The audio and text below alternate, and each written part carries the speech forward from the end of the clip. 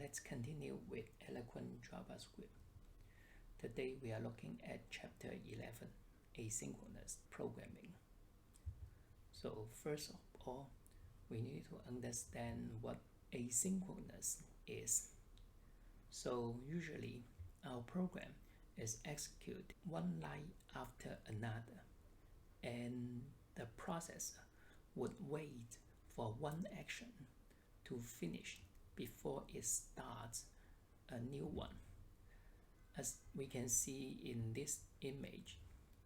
So this is our first action, and then it waits until it's done before it can carry on to the next one. So for example, when you need to download an image from a server, it might take a while.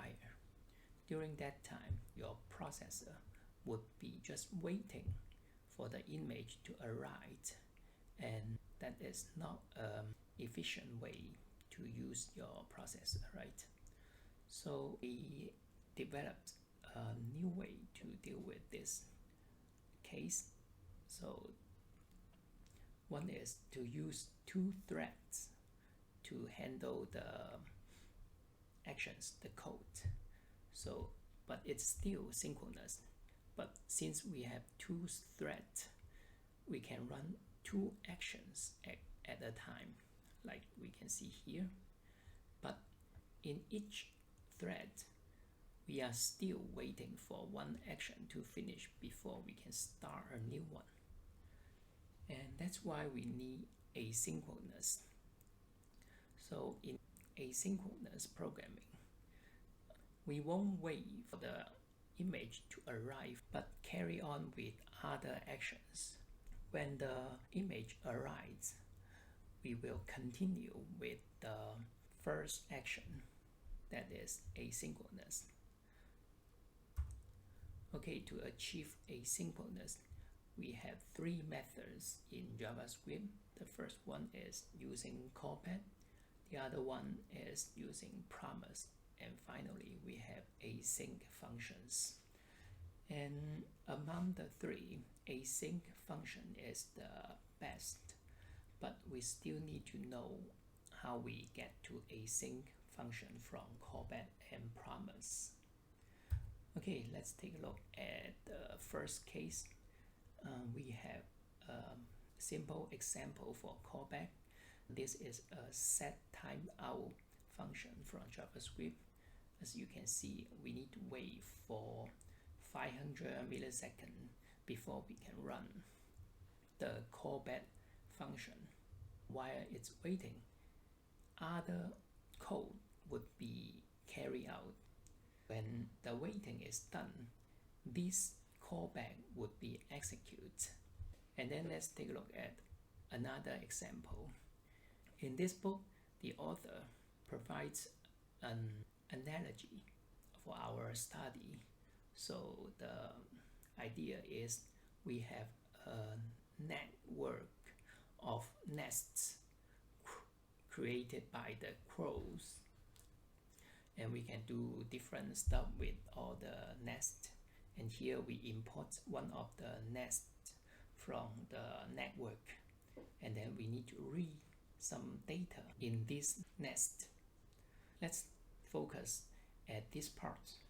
So we read something from the big oak, and when the information arrives, it would be used as the parameter for this callback function. It will be printed out on the screen, and so it's kind of similar to the set timeout function. It just you don't know how long you are going to wait for the data to be read, and that is callback. So the problem with callback is it would create something we call a callback hell. That is because when you have more actions, you would have more callbacks, and sometimes they are inside each other.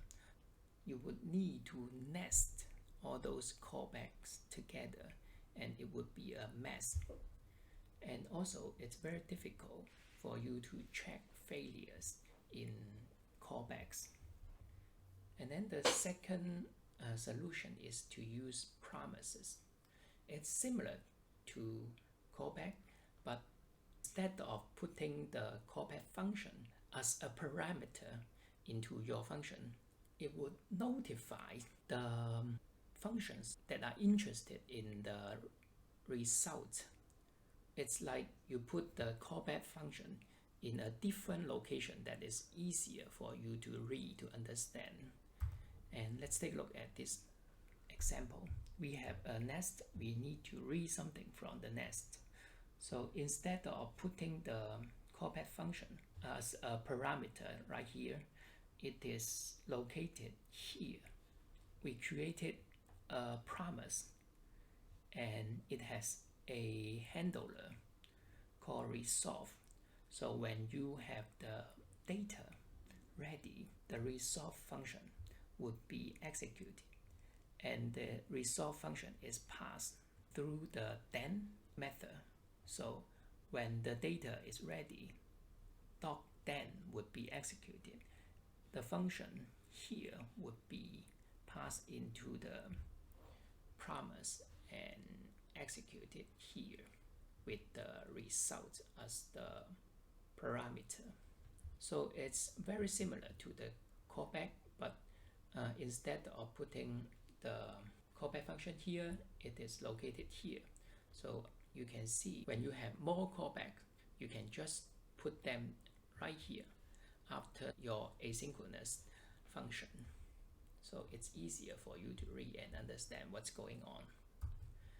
And then we need to talk about failure, because you are waiting for something to happen and it might not happen at all. So if that happens, we got errors. Basically, we have two types of error. One happens during the sending period. So that means the request was not able to be sent to the recipient, or the request was not received. So this happens during the sending period. And the second type of error is when you are not able to get the data you want. You got an error, right? So it happens during the processing periods. Okay, first we will look at the processing error. So here we have a promise. So it has a parameter, which is another function. Well, usually it takes in a resolve handler and a reject handler, but now we have only the reject handler because we don't care about the resolve handler.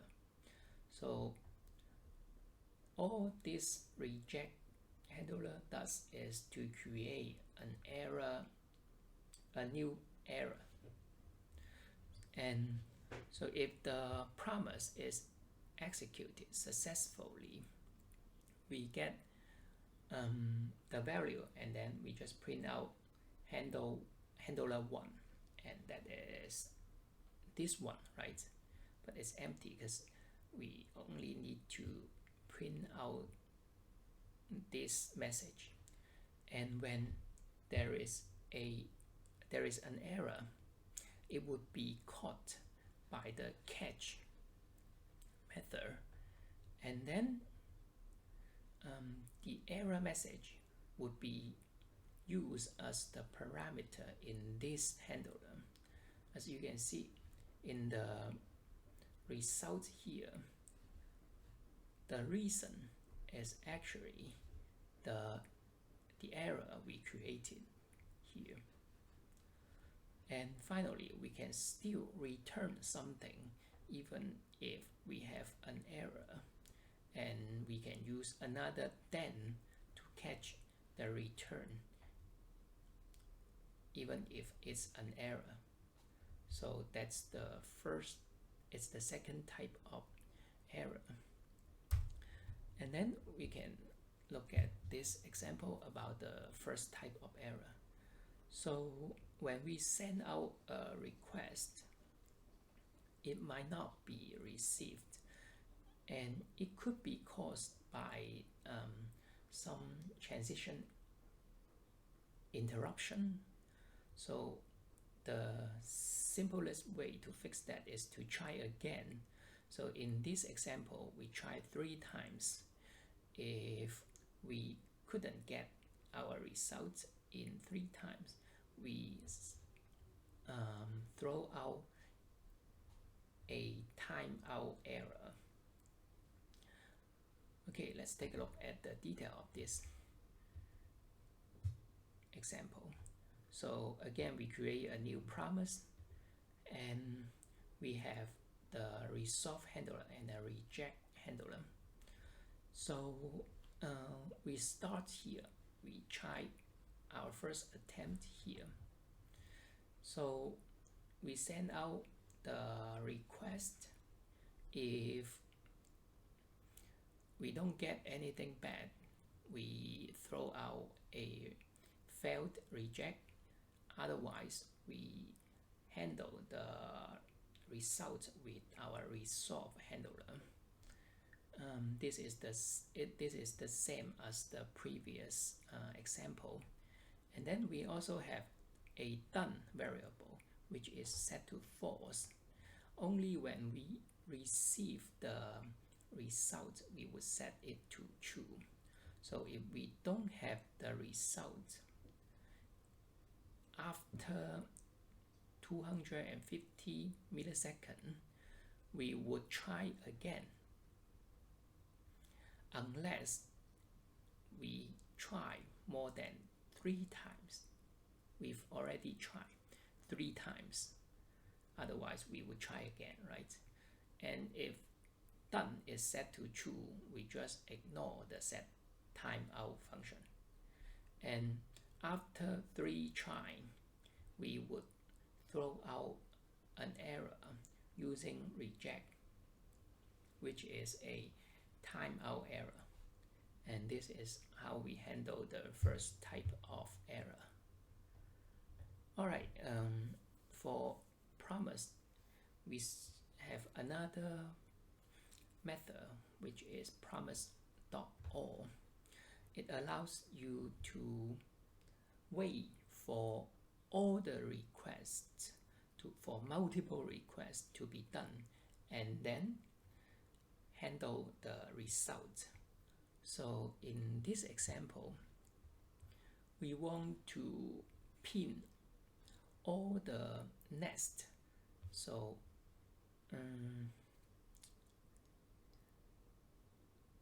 we need to wait for all the requests to be sent out and received by all the nests in the network. And when we got all the results, we can do whatever we want. So in this case, it